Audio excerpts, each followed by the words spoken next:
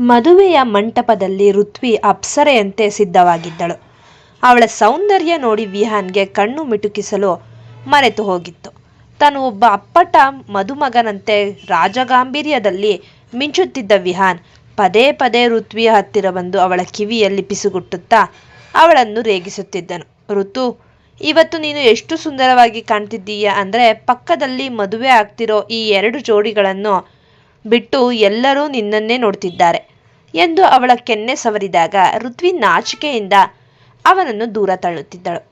ಮದುವೆ ಮನೆಯಲ್ಲಿ ಅತಿ ಹೆಚ್ಚು ಸದ್ದು ಮಾಡುತ್ತಿದ್ದದ್ದು ತನ್ವಿ ಮತ್ತು ಪುಟ್ಟ ಶಾನ್ವಿ. ಶಾನ್ವಿಯ ಮುಗ್ಧ ಆಟಗಳಿಗೆ ತನ್ವಿ ಸಾಥ್ ನೀಡುತ್ತಾ ಇಡೀ ಮದುವೆ ಮನೆಯನ್ನು ಓಡಾಡಿಸುತ್ತಿದ್ದಳು. ಇದನ್ನೆಲ್ಲ ನೋಡುತ್ತಿದ್ದ ತನ್ವಿ ಮೆಲ್ಲನೆ ಅಭಿನಂದನ್ ಹತ್ತಿರ ಬಂದು, ಸರ್, ಎಲ್ಲರಿಗೂ ಮದುವೆ ಆಗ್ತಿದೆ, ನಮ್ಮದು ಯಾವಾಗ ಎಂದು ಮುದ್ದಾಗಿ ಕೇಳಿದಳು. ಅಭಿನಂದನ್ ಅವಳ ಕಣ್ಣುಗಳಲ್ಲಿ ಕಣ್ಣಿಟ್ಟು ನಗುತ್ತಾ, ಶೀಘ್ರದಲ್ಲಿ ತನ್ವಿ, ನೀನು ನನ್ನ ಜೀವನಕ್ಕೆ ಅಧಿಕೃತವಾಗಿ ಬರೋ ದಿನಕ್ಕಾಗಿ ನಾನು ಕಾಯ್ತಿದ್ದೀನಿ ಎಂದಾಗ ತನ್ವಿ ಹರ್ಷದಿಂದ ಅವನ ತೋಳು ಹಿಡಿದಳು. ಅನಿಕೇತ್ಗೆ ತಂದೆ ಇಲ್ಲದಿದ್ದರೂ ತನ್ನ ಪರಿಶ್ರಮದಿಂದಲೇ ಶ್ರೀಮಂತಿಕೆ ಗಳಿಸಿದ್ದನು. ವಿಹಾನ್ ಅಷ್ಟು ದೊಡ್ಡ ಆಸ್ತಿ ಇಲ್ಲದಿದ್ದರೂ ಅವನ ವ್ಯಕ್ತಿತ್ವ ಅರಮನೆಯಂತಿತ್ತು. ಸುಪ್ರದಾ ತನ್ನ ಹಳೆಯ ಕಹಿ ನೆನಪುಗಳನ್ನು ಮರೆತು ಅನಿಕೇತ್ ನೀಡಿದ ಗೌರವ ಮತ್ತು ಪ್ರೀತಿಯಲ್ಲಿ ಹೊಸ ಬೆಳಕನ್ನು ಕಂಡುಕೊಂಡಿದ್ದಳು. ಮದುವೆಯ ಕಳೆ ಅವಳ ಮುಖದಲ್ಲಿ ಎದ್ದು ಕಾಣುತ್ತಿತ್ತು. ಋತ್ವಿಯ ಅಣ್ಣ ರಾಜು ಮತ್ತು ಅತ್ತಿಗೆ ಕಲ್ಯಾಣಿ ಮದುವೆಯ ಮನೆಯ ಎಲ್ಲ ಜವಾಬ್ದಾರಿ ಹೊತ್ತುಕೊಂಡು ಓಡಾಡುತ್ತಿದ್ದರು. ರಾಜು ಈಗ ಪೂರ್ತಿ ಬದಲಾಗಿದ್ದನು. ಒಬ್ಬ ಜವಾಬ್ದಾರಿಯುತ ಅಣ್ಣನಾಗಿ ದಿಯಾಳ ಮದುವೆಯನ್ನು ಹಿರಿಯ ಮಗನಾಗಿ ನಿಂತು ಮಾಡಿಸುತ್ತಿದ್ದನು. ಮಂಗಳವಾದ್ಯಗಳು ಮೊಳಗಿದವು. ಪುರೋಹಿತರು ಮಾಂಗಲ್ಯ ಧಾರಣೆಯ ಮುಹೂರ್ತ ಬಂದಿದೆ ಎಂದಾಗ ಮಂಟಪದಲ್ಲಿ ಮೌನ ಆವರಿಸಿತ್ತು. ಅನಿಕೇತ್ ಸುಪ್ರದಾಳಿಗೂ ಮತ್ತು ಆರವ್ ದಿಯಾಳಿಗೂ ಮಾಂಗಲ್ಯ ತೊಡಿಸುವ ಕ್ಷಣ ಹತ್ತಿರವಾಯಿತು. ತನ್ನ ಅಕ್ಕ ದಿಯಾ ತಲೆ ತಗ್ಗಿಸಿ ಹಸಮಣೆಯ ಮೇಲೆ ಕುಳಿತಿದ್ದನ್ನು ನೋಡಿ ಋತ್ವಿಯ ಕಣ್ಣುಗಳು ತುಂಬಿ ಬಂದವು. ತಾನು ಕಂಡ ಕನಸು ಇಂದು ನನಸಾಗುತ್ತಿದೆ. ತನ್ನ ಅಕ್ಕ ತಾನು ಬಂದ ಮನೆಗೆ ಸೊಸೆಯಾಗಿ ಬರುತ್ತಿದ್ದಾಳೆ ಎಂಬ ಸುಖ ಅವಳನ್ನು ಭಾವುಕಳನ್ನಾಗಿಸಿತ್ತು. ವಿಹಾನ್ ಅವಳ ಕೈ ಹಿಡಿದು ಎಲ್ಲವೂ ಶುಭವಾಗುತ್ತಿದೆ ಋತು, ಅಳಬೇಡ ಎಂದು ಸಮಾಧಾನ ಮಾಡಿದನು. ಮಾಂಗಲ್ಯ ಧಾರಣೆಯ ಆ ಪವಿತ್ರ ಕ್ಷಣ ಮುಗಿದು ಮಂತ್ರಘೋಷಗಳು ಮೊಳಗುತ್ತಿದ್ದಾಗ ಇಡೀ ಮಂಟಪದಲ್ಲಿ ಆನಂದ ಬಾಷ್ಪದ ಹೊನಲು ಹರಿಯುತ್ತಿತ್ತು. ಆರವ್ ದಿಯಾಳಿಗೆ ಮತ್ತು ಅನಿಕೇತ್ ಸುಪ್ರದಾಳಿಗೆ ಮಾಂಗಲ್ಯ ತೊಡಿಸಿದ ನಂತರ ಎಲ್ಲರೂ ಹಿರಿಯರ ಆಶೀರ್ವಾದ ಪಡೆಯಲು ಮುಂದಾದರು. ಆಗ ಶೈಲಜಾ ಅವರು ಎಲ್ಲರನ್ನೂ ತಡೆದು ತನ್ನ ಮಡಿಲಲ್ಲಿದ್ದ 2 ರೇಷ್ಮೆ ಬಟ್ಟೆಯಲ್ಲಿ ಸುತ್ತಿದ ಪೆಟ್ಟಿಗೆಗಳನ್ನು ಹೊರತೆಗೆದರು. ಆ ಅನಿರೀಕ್ಷಿತ ಉಡುಗೊರೆ ಮತ್ತು ಅದರ ಹಿಂದಿನ ಭಾವನೆ ಎಲ್ಲರನ್ನೂ ಬೆರಗುಗೊಳಿಸಿತು. ಶೈಲಜಾ ಅವರು ಮೊದಲು ದಿಯಾಳ ಹತ್ತಿರ ಬಂದು ಅವಳ ತಲೆಯ ಮೇಲೆ ಕೈಯಿಟ್ಟು ಹರಸಿದರು. ನಂತರ ಒಂದು ಪೆಟ್ಟಿಗೆಯನ್ನು ತೆರೆದರು. ಅದರಲ್ಲಿ ರಾಯ್ ಮನೆತನದ ಪಾರಂಪರಿಕ ಮುತ್ತಿನ ಹಾರ ಮತ್ತು ವಜ್ರದ ಕಡಗ ಇತ್ತು. ಇದು ಈ ಮನೆತನದ ಹಿರಿಯ ಸೊಸೆಯಂದಿರಿಗೆ ತಲೆತಲಾಂತರದಿಂದ ಬರುತ್ತಿರುವ ಒಡವೆ. ಋತ್ವಿ ಈ ಮನೆಗೆ ಬಂದಾಗ ನಾನು ಅವಳಿಗೆ ಕೊಡಬೇಕಿತ್ತು, ಆದರೆ ಅವಳನ್ನು ನಾನು ತುಂಬಾ ನೋಯಿಸಿದೆ. ಇಂದು ಅವಳ ತಂಗಿಯಾಗಿ ಈ ಮನೆಯ ಸೊಸೆಯಾಗಿ ಬರುತ್ತಿರುವ ನಿನಗೆ ಇದನ್ನು ನೀಡಿ ಋತ್ವಿಯ ಬಳಿ ನಾನು ಕ್ಷಮೆ ಕೇಳುತ್ತಿದ್ದೇನೆ.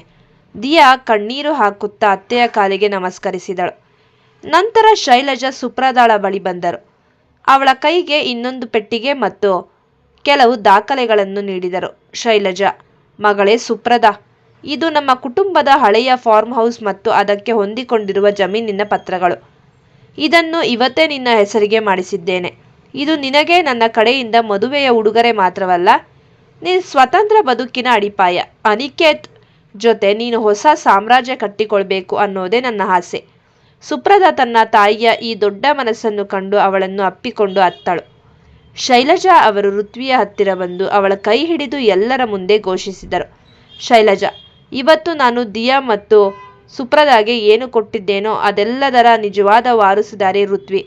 ಅವಳು ಅಂದು ಮನೆ ಬಿಟ್ಟು ಹೋಗದಿದ್ದರೆ ಇಂದು ನಮಗೆ ಈ ಸುದಿನ ಕಾಣಲು ಸಾಧ್ಯವಿರಲಿಲ್ಲ. ಇಂದಿನಿಂದ ಈ ಮನೆಯ ಅಧಿಕಾರ ಮತ್ತು ಕೀಲಿಕೈ ಋತ್ವಿಯ ಕೈಯಲ್ಲಿ ಇರುತ್ತದೆ. ಋತ್ವಿ ಬೇಡವೆಂದರೂ ಶೈಲಜಾ ಕೇಳದೆ ಅವಳ ಕೈಗೆ ಜವಾಬ್ದಾರಿಯನ್ನು ಹಸ್ತಾಂತರಿಸಿದರು. ವಿಹಾನ್ ತನ್ನ ತಾಯಿಯ ಬದಲಾದ ರೂಪ ನೋಡಿ ಹೆಮ್ಮೆ ಪಟ್ಟನು. ಆರವ್ ತುಂಟತನದಿಂದ, ಅಮ್ಮ, ಸೊಸೆಯಂದಿರಿಗೆ ಎಲ್ಲ ಕೊಟ್ಟು ಬಿಟ್ರೆ ನನ್ನ ಕತೆ ಏನು ಎಂದು ಕೇಳಿದಾಗ ಎಲ್ಲರೂ ಜೋರಾಗಿ ನಕ್ಕರು. ಮದುವೆ ಶಾಸ್ತ್ರಗಳೆಲ್ಲ ಮುಗಿದ ಮೇಲೆ 3 ಜೋಡಿಗಳು ಸಾಲಾಗಿ ಊಟಕ್ಕೆ ಕುಳಿತರು. ಬಾಳೆ ಎಲೆಯ ಮೇಲೆ ಬಡಿಸಿದ ಬಗೆ ಬಗೆಯ ಖಾದ್ಯಗಳಿಗಿಂತ ಅಲ್ಲಿ ಪ್ರೀತಿಯೇ ಹೆಚ್ಚಾಗಿತ್ತು. ಪ್ರತಿಯೊಬ್ಬ ಜೋಡಿಯ ಹತ್ತಿರ ಹೋಗಿ ತನ್ವಿ ಕಾಲೆಳೆಯುತ್ತಿದ್ದಳು. ಅಭಿ ಸರ್ ನೋಡಿ, ಆರವ್ ಸರ್ ದಿಯಾಗೆ ಅವರ ಎಲೆಯಿಂದಲೇ ಸ್ವೀಟ್ ತಿನ್ನಿಸ್ತಿದ್ದಾರೆ. ಅನಿಕೇತ್ ಸರ್ ಸುಪ್ರದ ಅಕ್ಕನಿಗೆ ನೀರು ಕುಡಿಸ್ತಿದ್ದಾರೆ. ಆದರೆ ನಮ್ಮ ವಿಹಾನ್ ಸರ್ ಮಾತ್ರ ಋತ್ವಿ ಅತ್ತಿಗೆಯನ್ನೇ ನೋಡ್ತಾ ಊಟ ಮಾಡೋದನ್ನೇ ಮರೆತಿದ್ದಾರೆ ಎಂದು ರೇಗಿಸಿದಳು. ವಿಹಾನ್ ತುಂಟತನದಿಂದ ಋತ್ವಿಯ ಕಣ್ಣಲ್ಲಿ ಕಣ್ಣಿಟ್ಟು, ನನ್ನ ಬಂಗಾರಿ ಕೈಯಿಂದ ತುತ್ತು ಕೊಟ್ಟರೆ ಮಾತ್ರ ಊಟ ಮಾಡೋದು ಎಂದು ಸನ್ನೆ ಮಾಡಿದನು. ಋತ್ವಿ ನಾಚಿಕೆಯಿಂದ ಎಲ್ಲರನ್ನೂ ನೋಡುತ್ತಾ ಮೆಲ್ಲನೆ ಮುಗಳ್ನಕ್ಕು ಊಟ ಮುಂದುವರಿಸಿದಳು. ಮದುವೆಯ ಮಂಟಪದಿಂದ ರಾಯ್ ನಿವಾಸದ ಮಹಾದ್ವಾರಕ್ಕೆ ನವಜೋಡಿಗಳು ಬಂದಿಳಿದರು. ಇಡೀ ಮನೆಯನ್ನು ಹೂಗಳಿಂದ ಮತ್ತು ದೀಪಗಳಿಂದ ಶೃಂಗರಿಸಲಾಗಿತ್ತು. ಶೈಲಜಾ ಅವರು ಆರತಿ ತಟ್ಟೆ ಹಿಡಿದು ಮಂದಹಾಸದಿಂದ ಕಾಯುತ್ತಿದ್ದರು. ಮೊದಲು ದಿಯಾ ಮತ್ತು ಆರವ್, ನಂತರ ಸುಪ್ರದ ಮತ್ತು ಅನಿಕೇತ್ ಜೋಡಿಗಳಿಗೆ ಮಂಗಳಾರತಿ ಬೆಳಗಿದರು. ಮನೆಗೆ ಮೂವರು ಮಹಾಲಕ್ಷ್ಮಿಯರು ಒಟ್ಟಿಗೆ ಬಂದಿದ್ದಾರೆ. ನಮ್ಮ ಮನೆ ಇಂದಿನಿಂದ ನಂದನವನ ಎಂದು ಹೇಳುತ್ತಾ ನವಮಧುಗಳಿಂದ ಬಲಗಾರು ಇರಿಸಿ ಸೇರು ಅಕ್ಕಿಯನ್ನು ಉರುಳಿಸಿ ಗೃಹ ಪ್ರವೇಶ ಮಾಡಿಸಿದರು. ವಿಹಾನ್ ಮದುವೆ ಮಂಟಪದಲ್ಲೇ ಹೇಳಿದಂತೆ ಅನಿಕೇತ್ ಮತ್ತು ಅವನ ತಾಯಿ ಕೂಡ ರಾಯ್ ನಿವಾಸಕ್ಕೆ ಬಂದರು. ಶೈಲಜಾ, ಅನಿಕೇತ್, ನೀನು ಸಂಕೋಚ ಪಡಬೇಡ. ಇಂದಿನಿಂದ ನೀನು ಈ ಮನೆಯ ಅಳಿಯ ಮಾತ್ರವಲ್ಲ, ಹಿರಿಯ ಮಗ ಕೂಡ. ನಿನ್ನ ತಾಯಿ ಈ ಮನೆಯ ದೊಡ್ಡಮ್ಮನ ಹಾಗೆ ಎಂದು ಪ್ರೀತಿಯಿಂದ ಬರಮಾಡಿಕೊಂಡರು. ಋತ್ವಿಗೆ ತನ್ನ ಗೆಳೆಯ ಮತ್ತು ತಾಯಿ ತನ್ನ ಜೊತೆಯೇ ಇರುವುದು ನೋಡಿ ಕಣ್ಣಾಲಿಗಳಲ್ಲಿ ತುಂಬಿ ಬಂದವು. ಹೂಗಳಿಂದ ಅಲಂಕರಿಸಿದ ರೂಮಿನಲ್ಲಿ ದಿಯಾ ನಾಚಿಕೆಯಿಂದ ತಲೆ ತಗ್ಗಿಸಿ ಕುಳಿತಿದ್ದಳು. ಆರವ್ ರೂಮಿಗೆ ಬಂದವನೇ ಬಾಗಿಲು ಹಾಕಿ, ದಿಯಾ, ಇಷ್ಟು ದಿನ ಕದ್ದು ಮುಚ್ಚಿ ಲವ್ ಮಾಡಿದ್ದು ಸಾಕು. ಇವತ್ತಿನಿಂದ ನೀನು ಪೂರ್ತಿ ನನ್ನವಳು ಎಂದು ಅವಳ ಹತ್ತಿರ ಬಂದನು. ದಿಯಾ ನಾಚಿಕೆಯಿಂದ ಓಡಲು ಹೋದಾಗ ಅವಳ ಕೈ ಹಿಡಿದು ತನ್ನತ್ತ ಎಳೆದುಕೊಂಡ. ಈಗ ಎಲ್ಲಿಗೆ ಓಡ್ತಿದ್ದೀಯಾ ಬಂಗಾರಿ ಎಂದು ಪಿಸುಗುಟ್ಟಿದಾಗ ದಿಯಾಳ ನಾಚಿಕೆ ಮಿತಿ ಮೀರಿತು. ಅವಳನ್ನು ಪ್ರೀತಿಯಿಂದ ಬರಸೆಳೆದು ಅವಳ ಹಣೆಗೆ ಬಂದು ಒಂದು ಗಾಢವಾದ ಮುತ್ತಿಟ್ಟನು. ಅವನ ಪ್ರೀತಿಗೆ ದಿಯಾ ಕರಗಿ ಹೋದಳು. ಇತ್ತ ಸುಪ್ರದ ಮತ್ತು ಅನಿಕೇತ್ ಅವರ ನಡುವೆ ಒಂದು ರೀತಿಯ ಗೌರವದ ಪ್ರೀತಿ ಇತ್ತು. ಅನಿಕೇತ್, ಸುಪ್ರದ, ನಾನು ನಿಮ್ಮ ಹಳೆಯ ನೋವುಗಳನ್ನು ಮರೆಸೋಕೆ ಬಂದಿದ್ದೇನೆ. ನಿಮ್ಮ ಒಪ್ಪಿಗೆ ಇಲ್ಲದೆ ನಾನು ನಿಮ್ಮನ್ನ ಮುಟ್ಟೋದಿಲ್ಲ ಎನ್ನನು. ಸುಪ್ರದ ಮುದುವಾಗಿ ಅವನ ಕೈ ಹಿಡಿದು, ಅನಿಕೇತ್, ನಿಮ್ಮ ಮೇಲಿರುವ ನಂಬಿಕೆಯೇ ನನ್ನನ್ನು ಇವತ್ತು ಇಲ್ಲಿಗೆ ತಂದಿದೆ. ನನ್ನ ಬದುಕಿನ ಪ್ರತಿಯೊಂದು ಕ್ಷಣವೂ ಇಂದಿನಿಂದ ನಿಮ್ಮದು ಎಂದು ಅವನ ಎದೆಗೆ ಒರಗಿದಳು. ಅದು ಕೇವಲ ದೈಹಿಕ ಮಿಲನವಾಗಿರದೆ ಎರಡು ನೊಂದ ಮನಸ್ಸುಗಳ ಸಂಗಮವಾಗಿತ್ತು. ಎಲ್ಲ ಜವಾಬ್ದಾರಿಗಳನ್ನು ಮುಗಿಸಿ ವಿಹಾನ್ ರೂಮ್ಗೆ ಬಂದಾಗ ಋತ್ವಿ ದೀಪದ ಬೆಳಕಿನಲ್ಲಿ ದೇವತೆಯಂತೆ ಕಾಣುತ್ತಿದ್ದಳು. ವಿಹಾನ್, ಋತು, ಕೊನೆಗೂ ನಮ್ಮವರು ನಮಗೆ ಸಿಕ್ಕರು. ನಿನ್ನ ಈ ಮುಗುಳ್ನಗೆಗಾಗಿ ನಾನು ಏನು ಬೇಕಾದರೂ ಮಾಡ್ತೀನಿ ಎಂದು ಅವಳನ್ನು ಬಿಗಿಯಾಗಿ ಅಪ್ಪಿಕೊಂಡು ಅವಳ ಕುತ್ತಿಗೆಯ ಬಳಿ ಪಿಸುಗುಟ್ಟುತ್ತಾ ಇಡೀ ರಾತ್ರಿ ಅವರ ಪ್ರೇಮದ ಸಂಭಾಷಣೆಯಲ್ಲೇ ಕಳೆದು ಹೋಯಿತು. ಮರುದಿನ ಬೆಳಿಗ್ಗೆ ಋತ್ವಿ ಮತ್ತು ದಿಯಾ ಬೇಗ ಎದ್ದು ಕಾಫಿ ತಯಾರಿಸಿ ಎಲ್ಲರಿಗೂ ನೀಡಿದರು. ಶೈಲಜಾ ಮತ್ತು ಅನಿಕೇತ್ನ ತಾಯಿ ಹಜಾರದಲ್ಲಿ ಕುಳಿತು ಹರಟೆ ಹೊಡೆಯುತ್ತಿದ್ದರು. ತನ್ವಿ ಮೆಲ್ಲನೆ ಎದ್ದು ಬಂದು, ಸರ್, ಮದುಮಕ್ಕಳೆಲ್ಲ ಮಲಗಿದ್ದಾರೆ ಅನ್ಕೊಂಡೆ, ಆದರೆ ಇಲ್ಲಾಗಲೇ ಕಾಫಿ ಪಾರ್ಟಿ ನಡೀತಿದೆ ಎಂದು ರೇಗಿಸಿದಳು. ಅಭಿನಂದನ್ ನಗುತ್ತಾ, ತನ್ವಿ, ನಮ್ಮ ಕಾಫಿ ಡೇಟ್ ಯಾವಾಗ ಎಂದು ಕೇಳಿದಾಗ ಮನೆಯಲ್ಲಿ ನಗುವಿನ ಅಲೆ ಎದ್ದಿತ್ತು. ಮನೆ ತುಂಬಿದ ಸಂಭ್ರಮದ ನಡುವೆ ಅಭಿನಂದನ್ ಮತ್ತು ತನ್ವಿ ತಮ್ಮ ಬ್ಯಾಗ್ ಪ್ಯಾಕ್ ಮಾಡಿಕೊಂಡು ಹೊರಡಲು ಸಿದ್ಧರಾದರು.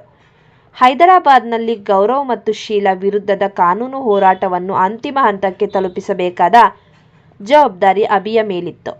ತನ್ವಿ, ಋತ್ವಿ ಅತ್ತಿಗೆ, ಈ ಮದುವೆ ಮನೆ ಬಿಟ್ಟು ಹೋಗೋಕೆ ಮನಸ್ಸೇ ಬರ್ತಿಲ್ಲ.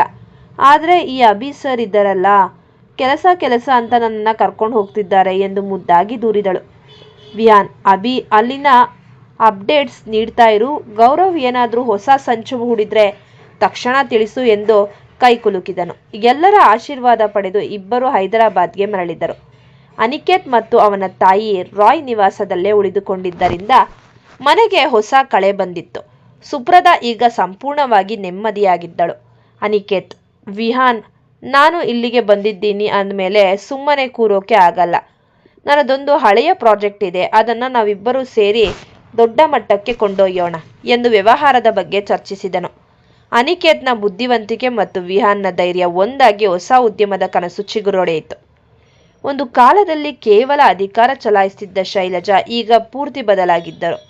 ಋತ್ವಿ, ದಿಯಾ ಮತ್ತು ಸುಪ್ರದ ಮೂವರನ್ನು ಕುಳ್ಳಿರಿಸಿ ಅವರಿಗೆ ಮನೆಯ ಸಂಪ್ರದಾಯಗಳು ಮತ್ತು ಅಡುಗೆಯ ರಹಸ್ಯಗಳನ್ನು ಪ್ರೀತಿಯಿಂದ ಕಲಿಸುತ್ತಿದ್ದರು. ಶೈಲಜಾ: ನನ್ನ ಜೀವನದಲ್ಲಿ ಇಷ್ಟು ನೆಮ್ಮದಿ ನಾನು ಯಾವತ್ತೂ ಕಂಡಿರಲಿಲ್ಲ. ಇಷ್ಟು ದಿನ ಆಸ್ತಿ ಅಂತಸ್ತು ಅಂತ ಬೆನ್ನು ಹತ್ತಿದ್ದೆ. ಆದರೆ ಈ ಮಮತೆಯ ಬೆಲೆ ಇವತ್ತು ಅರ್ಥವಾಗ್ತಿದೆ ಎಂದು ಭಾವುಕರಾದರು. ಆರವ್ ಯಾವಾಗಲೂ ದಿಯಾಳನ್ನು ರೇಗಿಸುತ್ತಿದ್ದನು. ಆರವ್: ದಿಯಾ, ನೀನು ಈಗ ಈ ಮನೆಯ ಸೊಸೆ. ನನ್ನ ಕಾಫಿ, ಶೂಸ್ ಎಲ್ಲವನ್ನೂ ನೀನೇ ರೆಡಿ ಮಾಡಬೇಕು, ಗೊತ್ತಾ? ದಿಯಾ: ಹೌದಾ ಆರವ್ ಸರ್, ನಾನೀಗ ನಿಮ್ಮ ಹೆಂಡತಿ ಮಾತ್ರವಲ್ಲ, ಶೈಲಜಾ ಅಮ್ಮನ ಫೇವ್ರೇಟ್ ಕೂಡ. ನನ್ನೇನಾದರೂ ಜಾಸ್ತಿ ರೇಗಿಸಿದ್ರೆ ಅಮ್ಮನಿಗೆ ಹೇಳ್ತೀನಿ ಎಂದು ನಗುತ್ತಾ ಅವನಿಂದ ಓಡಿದಳು. ಎಲ್ಲರೂ ಹಜಾರಾದಲ್ಲಿ ಹರಟೆ ಹೊಡೆಯುತ್ತಿದ್ದಾಗ ವಿಹಾನ್ ಋತ್ವಿಯನ್ನು ತನ್ನ ರೂಮ್ಗೆ ಕರೆದನು. ವಿಹಾನ್: ಋತು, ಕೊನೆಗೂ ನಮ್ಮ ಸಂಸಾರ ನಂದನವನವಾಯಿತು. ನಿನಗೆ ನೆನಪಿದೆಯಾ ಫಾರ್ಮ್ ಹೌಸ್ನಲ್ಲಿ ನೀನು ಸುಪ್ರದಾ ಬಗ್ಗೆ ಎಷ್ಟು ಚಿಂತೆ ಮಾಡ್ತಿದ್ದೆ ಅಂತ? ಇವತ್ತು ಅವಳು ಎಷ್ಟು ಖುಷಿಯಾಗಿದ್ದಾಳೆ ನೋಡು. ಋತ್ವಿ: ಇದೆಲ್ಲ ನಿಮ್ಮ ನಂಬಿಕೆಯಿಂದ ಸಾಧ್ಯವಾಯಿತು ವಿಹಾನ್. ಈಗ ನಾವು ಅಭಿನಂದನ್ ಮತ್ತು ತನ್ವಿ ಮದುವೆಗೆ ದೊಡ್ಡ ಸರ್ಪ್ರೈಸ್ ಪ್ಲಾನ್ ಮಾಡಬೇಕು ಎಂದು ಅವನ ಹೆಗಲ ಮೇಲೆ ತಲೆ ಇಟ್ಟಳು. ರಾಜಶೇಖರ್ ಅವರ ತಂಗಿ ಸುನಂದ ಅವರು ಅಮೆರಿಕದಲ್ಲಿ ನೆಲೆಸಿದ್ದರು. ವಿಹಾನ್ ಮತ್ತು ಋತ್ವಿಯ ಮದುವೆ ಬಹಳ ಆತುರದಲ್ಲಿ ಆಪತ್ತಿನ ಸಮಯದಲ್ಲಿ ನಡೆದಿದ್ದರಿಂದ ಅವರಿಗೆ ಬರಲು ಸಾಧ್ಯವಾಗಿರಲಿಲ್ಲ. ಈಗ ಮದುವೆಯ ನಂತರದ ಶಾಸ್ತ್ರಗಳಿಗೆ ಮತ್ತು ವಿಹಾನ್, ಋತ್ವಿ, ಆರವ್, ದಿಯಾ, ಅನಿಕೇತ್, ಸುಪ್ರದಾ ಈ 3 ಜೋಡಿಗಳಿಗೆ ಹರಸಲು ತಮ್ಮ ಮಕ್ಕಳನ್ನು ಭಾರತಕ್ಕೆ ಕಳುಹಿಸಿಕೊಟ್ಟಿದ್ದಾರೆ. ವೇದಿಕಾಳಿಗೆ ಚಿಕ್ಕಂದಿನಿಂದಲೂ ವಿಹಾನ್ ಅಂದರೆ ಪ್ರಾಣ. ವಿಹಾನ್ ತನ್ನವನಾಗುತ್ತಾನೆ ಎಂಬ ಕನಸಿನಲ್ಲೇ ಅವಳು ಬೆಳೆದಿದ್ದಳು. ಆದರೆ ವಿಹಾನ್ ಹಠಾತ್ತಾಗಿ ಋತ್ವಿಯನ್ನು ಮದುವೆಯಾದ ಸುದ್ದಿ ಕೇಳಿ ಅವಳ ಹೃದಯ ಒಡೆದು ಹೋಗಿತ್ತು. ಆದರೂ ಅವಳ ಮನಸ್ಸಿನಲ್ಲಿ ವಿಹಾನ್ ಮೇಲಿನ ಪ್ರೀತಿ ಕಿಂಚಿತ್ತೂ ಕಡಿಮೆಯಾಗಿರಲಿಲ್ಲ. ಮನೆಗೆ ಬಂದವಳೆ ಋತ್ವಿಯನ್ನು ನೋಡಿದ ವೇದಿಕಾಳಿಗೆ ಒಳಗೊಳಗೆ ಅಸೂಯೆ ಶುರುವಾಯಿತು. ಋತ್ವಿಯ ಸೌಂದರ್ಯ ಮತ್ತು ಅವಳು ಮನೆಯಲ್ಲಿ ಪಡೆಯುತ್ತಿರುವ ಗೌರವ ಕಂಡು ಅವಳಿಗೆ ಈ ಜಾಗದಲ್ಲಿ ನಾನು ಇರಬೇಕಿತ್ತು ಎಂಬ ಭಾವನೆ ಮೂಡಿತು. ವಿಹಾನ್ ಹಜಾರದಲ್ಲಿ ಕುಳಿತಿದ್ದಾಗ ವೇದಿಕಾ ಮೆಲ್ಲನೆ ಅವನ ಹತ್ತಿರ ಬಂದು ಕುಳಿತಳು. ವೇದಿಕಾ ಬೇಸರದಿಂದ: ವಿಹಾನ್, ಮದುವೆ ಮಾಡ್ಕೊಳ್ಳೋಕೆ ನಿಂಗೆ ಇಷ್ಟು ಅರ್ಜೆಂಟ್ ಇತ್ತಾ? ಅತ್ತೆ ಮಗಳು ಒಬ್ಬಳು ಇದ್ದಾಳೆ, ಅವಳಿಗೆ ಹೇಳಬೇಕು ಅನ್ನೋದು ನಿನಗೆ ನೆನಪಾಗ್ಲಿಲ್ವಾ? ವಿಹಾನ್: ಅದನ್ನು ಯಾಕೆ ಈಗ ಕೇಳ್ತೀಯಾ ವೇದು? ಸನ್ನಿವೇಶ ಆಗಿತ್ತು. ಆದರೆ ಋತ್ವಿ ಅಂದರೆ ನನಗೆ ಪ್ರಾಣ. ಅವಳು ನನ್ನ ಬದುಕಿಗೆ ಬಂದಿರೋದು ನನ್ನ ಅದೃಷ್ಟ. ವಿಹಾನ್ ಋತ್ವಿ ಬಗ್ಗೆ ಅಷ್ಟು ಹೆಮ್ಮೆಯಿಂದ ಮಾತನಾಡಿದ್ದು ಕೇಳಿ ವೇದಿಕಾಳ ಮುಖ ಸಣ್ಣದಾಯಿತು. ಅವಳು ಬಲವಂತವಾಗಿ ನಗುತ್ತಾ ಅಲ್ಲಿಂದ ಎದ್ದು ಹೋದಳು. ವೇದಿಕಾಳ ಅಣ್ಣ ವಿಕಾಸ್ ಒಬ್ಬ ನೈಜ ಕಿರಿಕ್ ಹುಡುಗ. ಅಮೆರಿಕದಿಂದ ಬಂದಿದ್ದರೂ ಅಪ್ಪಟ ದೇಸಿ ತುಂಟಾಟ ಅವನ ರಕ್ತದಲ್ಲಿದೆ. ಬಂದ ತಕ್ಷಣ ಋತ್ವಿಯ ಹತ್ತಿರ ಹೋಗಿ, ಅತ್ತಿಗೆ, ವಿಹಾನ್ ಸ್ವಲ್ಪ ಸ್ಟ್ರಿಕ್ಟ್ ಅನ್ಸುತ್ತೆ. ಅವನು ಏನಾದರೂ ಕಿರಿಕ್ ಮಾಡಿದರೆ ನನಗೆ ಹೇಳಿ. ಅಮೆರಿಕದಿಂದ ಸ್ಪೆಷಲ್ ಗನ್ ತಂದಿದ್ದೀನಿ ಎಂದು ಋತ್ವಿಯನ್ನು ನಗಿಸಿದ. ಅವನು ಮನೆಯ ಪ್ರತಿಯೊಬ್ಬರನ್ನೂ ರೇಗಿಸುತ್ತಾ ಮನೆಯಲ್ಲಿದ್ದ ಗಂಭೀರ ವಾತಾವರಣವನ್ನು ಲವಲವಿಕೆಯಿಂದ ತುಂಬಿದ್ದನು. ವೇದಿಕಾ ವಿಹಾನ್ ಜೊತೆ ಅನ್ಯೋನ್ಯವಾಗಿ ಮಾತನಾಡುತ್ತಿರುವುದು, ವಿಹಾನ್ ಅವಳನ್ನು ವೇದು ಎಂದು ಪ್ರೀತಿಯಿಂದ ಕರೆಯುವುದು ಋತ್ವಿಗೆ ಸ್ವಲ್ಪ ಕಿರಿಕಿರಿ ಉಂಟು ಮಾಡಿತು. ವೇದಿಕಾಳ ಕಣ್ಣುಗಳಲ್ಲಿ ವಿಹಾನ್ ಮೇಲಿರುವ ಪ್ರೀತಿಯನ್ನು ಋತ್ವಿ ಗುರುತಿಸುತ್ತಿದ್ದಳು. ರಾತ್ರಿ ರೂಮಿಗೆ ಬಂದ ವಿಹಾನ್ ಋತ್ವಿಯ ಹತ್ತಿರ ಹೋಗಲು ಯತ್ನಿಸಿದಾಗ ಅವಳು ಮುಖ ತಿರುಗಿಸಿಕೊಂಡಳು. ವಿಹಾನ್: ಏನಾಯ್ತು ಋತು ಬಂಗಾರಿ, ಯಾಕೆ ಮೂಡ್ ಆಫ್ ಆಗಿದೆ? ಋತ್ವಿ: ನಿಮ್ಮ ವೇದು ಜೊತೆನೇ ಹೋಗಿ ಮಾತಾಡಿ. ಅತ್ತೆ ಮಗಳು ಬಂದಿದ್ದಾಳೆ ಅಲ್ವಾ, ನನ್ನ ಹತ್ರ ಯಾಕೆ ಬಂದಿದ್ದೀರಾ? ಅವಳು ನಿಮ್ಮನ್ನು ನೋಡ್ತಿರೋ ರೀತಿ ನೋಡಿದರೆ ನನಗೆ ಭಯ ಆಗ್ತಿದೆ. ವಿಹಾನ್ಗೆ ಋತ್ವಿಯ ಈ ಮುಗ್ಧ ಅಸೂಯೆ ಕಂಡು ನಗು ಬಂತು. ಅವನು ಅವಳನ್ನು ತಬ್ಬಿಕೊಳ್ಳಲು ಹೋದಾಗ ಅವಳು ಸಿಟ್ಟಿನಿಂದ ಅವನನ್ನು ತಳ್ಳಿದಳು. ಮನೆಯಲ್ಲಿ ವಿಹಾನ್ ಮತ್ತು ಋತ್ವಿ ನಡುವೆ ವೇದಿಕಾಳ ವಿಷಯವಾಗಿ ಸಣ್ಣ ಮುನಿಸು ಇರುವುದನ್ನು ವಿಕಾಸ್ ಗಮನಿಸಿದನು. ದಿಯಾಳನ್ನು ಪಕ್ಕಕ್ಕೆ ಕರೆದ ವಿಕಾಸ್: ದಿಯಾ, ಈ ವಿಹಾನ್ ಮತ್ತು ಋತ್ವಿ ಅತ್ತಿಗೆಯ ಮಧ್ಯೆ ರೊಮ್ಯಾನ್ಸ್ ಕಮ್ಮಿ ಆಗ್ತಿದೆ. ಅದಕ್ಕೆ ನಾವಿಬ್ಬರು ಸೇರಿ ಒಂದು ಸಣ್ಣ ಶಾಕ್ ಕೊಡೋಣವಾ ಎಂದನು. ದಿಯಾ ಕೂಡ ತುಂಟಾತನದಿಂದ ಸರಿ ಎಂದು ಕೈ ಜೋಡಿಸಿದಳು. ವಿಕಾಸ್ ಅಮೆರಿಕದಿಂದ ತಂದಿದ್ದ ಒಂದು ಪುಟ್ಟ ವೈರ್ಲೆಸ್ ಸ್ಪೀಕರ್ ಅನ್ನು ಯಾರಿಗೂ ತಿಳಿಯದಂತೆ ವಿಹಾನ್ ಮತ್ತು ಋತ್ವಿಯ ರೂಮಿನ ಮಂಚದ ಕೆಳಗೆ ಅಡಗಿಸಿಟ್ಟೆನು. ದಿಯಾ ಆ ಸ್ಪೀಕರ್ಗೆ ತನ್ನ ಫೋನ್ ಕನೆಕ್ಟ್ ಮಾಡಿ ಹಾಲ್ನಲ್ಲಿ ಕುಳಿತು ಎಲ್ಲರ ಮುಂದೆ ವಿಚಿತ್ರವಾದ ಸೌಂಡ್ ಎಫೆಕ್ಟ್ಸ್ ಹಾಕಲು ಶುರು ಮಾಡಿದಳು. ರೂಮಿನ ಒಳಗಿದ್ದ ವಿಹಾನ್ಗೆ ವಿಚಿತ್ರವಾದ ಬೆಕ್ಕಿನ ಕೂಗು, ಕಾಡಿನ ಪ್ರಾಣಿಗಳ ಶಬ್ದ ಕೇಳಿ ಗಾಬರಿಯಾಯಿತು. ಋತ್ವಿ ಭಯದಿಂದ ವಿಹಾನ್ನನ್ನು ತಬ್ಬಿಕೊಂಡಳು. ವಿಹಾನ್, ಈ ರೂಮ್ನಲ್ಲಿ ಏನೋ ಇದೆ ಎಂದು ಕಿರುಚಿದಳು. ಇದನ್ನು ನೋಡಿ ಹೊರಗಡೆ ವಿಕಾಸ್ ಮತ್ತು ದಿಯಾ ಬಾಯಿ ಮುಚ್ಚಿಕೊಂಡು ನಗುತ್ತಿದ್ದರು. ವೇದಿಕಾ ಋತ್ವಿಯ ಅಡುಗೆ ಚೆನ್ನಾಗಿದ್ದರೂ ಋತ್ವಿಗೆ ಅಡುಗೆ ಬರಲ್ಲ ಎಂದು ಚುಚ್ಚಿ ಮಾತನಾಡುತ್ತಿದ್ದಳು. ಇದನ್ನು ಸಹಿಸದ ವಿಕಾಸ್ ಮತ್ತು ದಿಯಾ ವೇದಿಕಾ ವಿಹಾನ್ಗಾಗಿ ಪ್ರೀತಿಯಿಂದ ಮಾಡಿದ ಹಲ್ವಕ್ಕೆ ಯಾರಿಗೂ ತಿಳಿಯದಂತೆ ಒಂದು ಚಮಚ ಖಾರದ ಪುಡಿ ಬೆರೆಸಿದಳು. ಊಟದ ಮೇಜಿನ ಮೇಲೆ ವೇದಿಕಾ ವಿಹಾನ್ಗೆ, ವಿಹಾನ್, ಇದು ನಿನಗಾಗಿ ನಾನು ಮಾಡಿದ್ದು ಎಂದು ಹಲ್ವಾ ನೀಡಿದಳು. ವಿಹಾನ್ ಬಂದು ಒಂದು ತುತ್ತು ಬಾಯಿಗಿಟ್ಟಿದ್ದೇ ತಡ ನೀರು ನೀರು ಎಂದು ಕೂಗಾಡಿದನು. ವೇದಿಕಾಳಿಗೆ ಮುಖಭಂಗವಾಯಿತು. ಋತ್ವಿಗೆ ಒಳಗೊಳಗೆ ನಗು ಬಂತು. ವಿಕಾಸ್ ವಿಹಾನ್ ಹತ್ತಿರ ಹೋಗಿ, ಏನೋ ವಿಹಾನ್, ಹಲ್ವಾ ಅಷ್ಟು ಖಾರ ಇತ್ತು. ಇಲ್ಲ ಅಂದರೆ ನಿನ್ನ ವೇದು ಹಲ್ವಾ ಮಾಡೋಕೆ ಮರೆತು ಪಲ್ಯ ಮಾಡಿದ್ಲಾ ಎಂದು ಕಾಲೆಳೆದನು. ವಿಹಾನ್ಗೆ ಇದು ವಿಕಾಸ್ ಮತ್ತು ದಿಯಾಳ ಕೆಲಸ ಎಂದು ಅರಿವಾಗಲು ತಡವಾಗಲಿಲ್ಲ. ಈ ಗದ್ದಲದ ನಡುವೆ ಋತ್ವಿ ವಿಹಾನ್ ಮೇಲಿದ್ದ ಸಿಟ್ಟನ್ನು ಮರೆತು ನಗತೊಡಗಿದಳು. ವಿಕಾಸ್ ಋತ್ವಿಯ ಹತ್ತಿರ ಬಂದು, ಅತ್ತಿಗೆ, ಅಳು ಮುಖ ನಿನಗೆ ಚೆನ್ನಾಗಿ ಕಾಣಲ್ಲ. ಈ ವಿಹಾನ್ ಏನಾದರೂ ವೇದಿಕಾ ಹಿಂದೆ ಹೋದರೆ ನನಗೆ ಹೇಳಿ. ನನ್ನ ತಂಗಿಯ ವೀಸಾ ಕ್ಯಾನ್ಸಲ್ ಮಾಡಿಸಿ ಇಲ್ಲೇ ಅಡುಗೆ ಮಾಡೋಕೆ ಇಟ್ಟು ಬಿಡ್ತೀನಿ ಎಂದು ರೇಗಿಸಿದನು. ಈ ಕತೆ ನಿಮಗೆ ಇಷ್ಟವಾಗಿದ್ದಲ್ಲಿ ಕತೆಯನ್ನು ವೀಕ್ಷಿಸಿದ ನಂತರ ನಮಗೆ ಸಬ್ಸ್ಕ್ರೈಬ್ ಮಾಡಿ. ಇನ್ನೂ ಹೆಚ್ಚಿನ ಹೊಸ ಬರವಣಿಗೆಗಾಗಿ ಪ್ರೋತ್ಸಾಹಿಸಿ. ನಿಮ್ಮ ಅಭಿಪ್ರಾಯವನ್ನು ತಿಳಿಸಿ.